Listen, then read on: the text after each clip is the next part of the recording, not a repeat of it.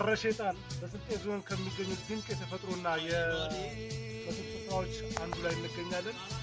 ሀረሸጣን በበት ከተማ አስተዳደር በአጎዴ ሌላ ቀበሌ የሚገኝ ከወራቤ 30 ኪሎ ሜትር፣ አዲስ አበባ 143 ኪሎ ሜትር እንዲሁም ከክልሉ መቀመጫ ሆሳዕና 88 ኪሎ ሜትር ላይ የሚገኝ ድንቅ ተፈጥሮ ነው።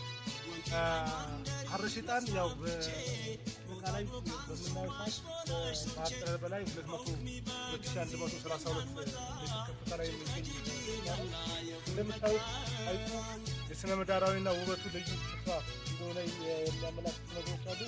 አጠቃላይ አፈጣጠሩም ከስያሜው ስንነሳ የጂኦሎጂ ጋር የእሳተ ገሞራ ፍንዳታ ተከስቶ የተፈጠረ ሐይቅ በመሆኑ በድሮ ጊዜ እዚህ ጋር በሚታየው የእሳት ጭስ ሀረሸጣን ዕጣን አጨሰን በሚለው ስልጥኛ አባባል ጋር ተዛማጅነት እንዳለው የተለያየ መረጃዎች ያሳያሉ።